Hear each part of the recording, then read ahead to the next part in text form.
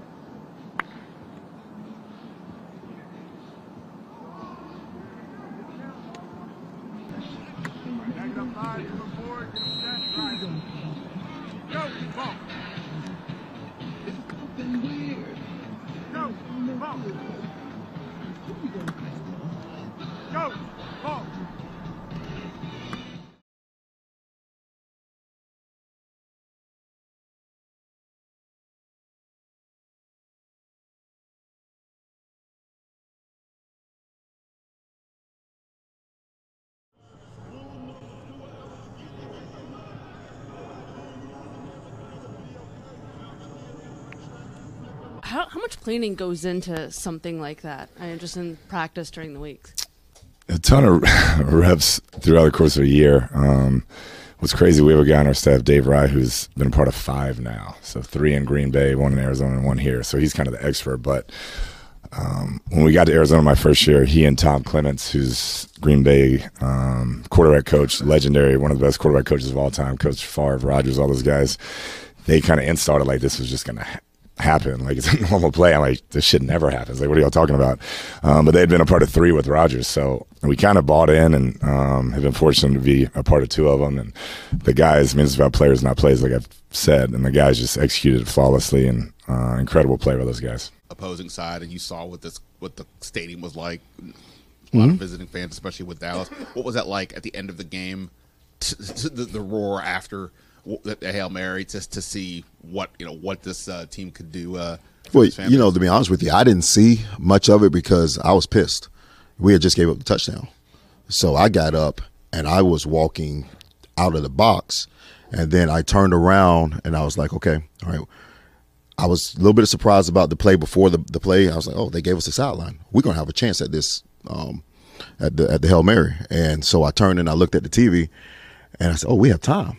I said, we're going to really have a chance at this Hail Mary. And so now I'm getting excited as the play's going on, and the ball went up, and then I saw it happen. I'm watching the TV. I didn't actually see the screen, and I said, wow, we caught it. And so I just stood there, and everybody's going crazy. And I was like, because I was still a little pissed. We we let them score, and then I just went ballistic with everybody else, and we just went running down the hall to the elevator.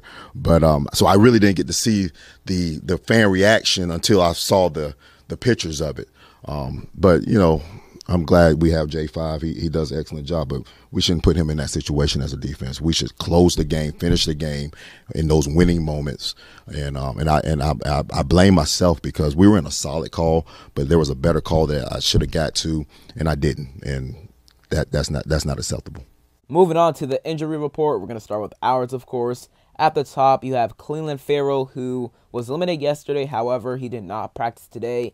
And I'm not that worried about Clelin Ferrell. Last week, he was limited on Wednesday but did not practice on Thursday, but was limited on Friday and ended up playing in the Bears game. So they're probably doing the same thing.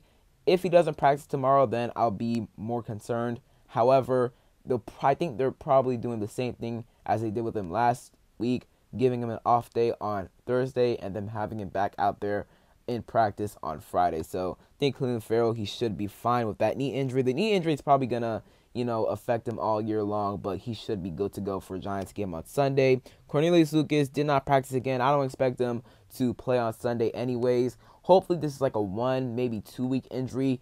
not a, injury that is going to be long term, like maybe 4 to 5 weeks. So hopefully that's the case. And I feel like that will be the case. Maybe they just want to hold him out this week and have him back next week versus the Steelers, or have him back the game after against the Eagles on Thursday Night Football. But, we'll see. But I think Cornelius Lucas, he should be good for the future, but he won't, play versus the Giants on Sunday. And then Frankie Louvu, he didn't practice yesterday with a shin injury. He didn't practice again today.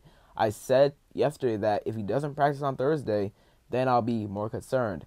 I'm definitely concerned because, obviously Louvu, he's one of the best players on our team. I assumed yesterday that we wanted to give him a rest day, and maybe we did give him another rest day today. Don't really want to work him too much with that shin injury. He's one of our best players. He doesn't need all that extra work, so maybe just didn't want to overwork him. However, not practicing again is not a great sign. Usually, like, Thursday's a big day. That's when you usually have the pads on. So it's a big day, and if you don't practice on Thursday, the likelihood of you playing, and it's different for players. It depends on the injury, you could say, but usually for a good amount of guys, if you don't practice on Thursday, then you're most likely not going to play on Sunday or on game day. So, we'll see with Louvu. Definitely going to monitor. If he was limited tomorrow, then I would feel much more confident. Him not practicing again today is definitely not a good sign. So, definitely got to keep an eye out on Louvu. And then everybody else, Tyler Biadasz, Jayden Daniels, Ryan Robinson, Olamide Zaccheaus, Brandon Coleman, he was full today, so most likely going to get cleared from concussion protocol on Friday, have him back on Sunday, which will be really good. And then Terry, who was full as well. Everybody that was limited and full today should be good to go for Sunday's game. Moving on to the Giants injury report, and their injury report is looking pretty good, to be honest. I mean, it's very lengthy, however. Everybody you see on here should be playing besides Jamie Gillan and Bryce Ford Wheaton, who didn't practice for the second straight day in a row. Jamie Gillan, he's their starting punter, so if he doesn't play on Sunday, then they'll probably have to pick up a punter from the streets, maybe on Friday or Saturday, or elevate a punter off their practice squad if they do have a punter on their practice squad. But we shall see. Jamie Gillan, he's probably not going to play on Sunday. And then Bryce Ford Wheaton, I remember that touchdown he had on special teams, that block punt versus Seahawks. He's most likely not going to play, but he's really a core special teams contributor for them, so he won't really make much of an impact. And then everybody else, Josh Zoodle, he was limited today, so I expect him to play. Tyrone Tracy Jr., he's dealing with that concussion. I'm really surprised that he was limited today. I mean, I know all concussions are built different. However, he suffered that concussion on Monday night, which was 3 days ago. So now he's back at practice today in a limited capacity, and he's probably going to go tomorrow in either limited or full capacity. That's kind of weird to me. So if he does clear concussion protocol tomorrow, then he'll probably be a go for Sunday's game. But it's kind of weird to me how, he's back so fast from concussion protocol, or it's looking that way, it's trending that way. But, we'll continue to monitor him. If he does not practice tomorrow, then his likelihood of playing may be lower. However, if he's limited or full tomorrow, then he's probably going to play on Sunday. So we'll monitor Tyrone Tracy Jr. However, it is looking like he's most likely going to play on Sunday's game. And then Cordell Flott, Trey Hawkins, Adoree Jackson, John Runyon, John Michael Schmitz, Ty Summers, Matt Adams, Brian Burns, and Jermaine Illuminor, they were all either limited or full today, so they should be good to go for Sunday's game as well. And then one more thing before I end off today's video, just want to congratulate Jayden Daniels for winning his 6th Rookie of the Week award, man. Well deserved. He had an amazing game, over 370 total yards. That Hail Mary really helped him out of getting over 300 passing yards. And he did it against one of the best defenses in the NFL, or one of the better defenses in the NFL. The Bears defense, obviously, they have a lot of talent on that defense. And Jayden Daniels did a great job of, throwing the ball on them, running the ball on them, all that good stuff, man. He was making some really good throws. I mean, besides the Hail Mary, which was tipped, but he made good throws to Terry. Obviously, that deep ball throughout the game as well. Zach Ertz, he had that one screen pass to Olamide Zaccheaus that went for a touchdown, however, was called back due to an illegal man downfield.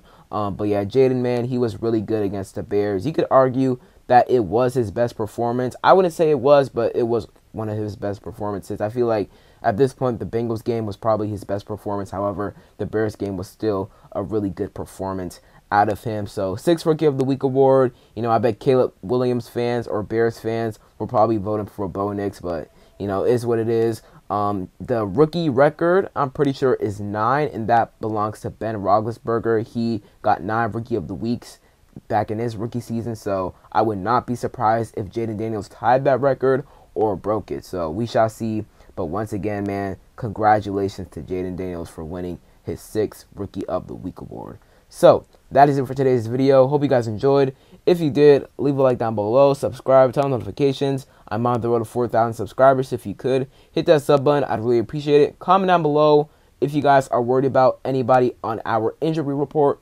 And other than that, it's been King Sean, and I'm out. Peace.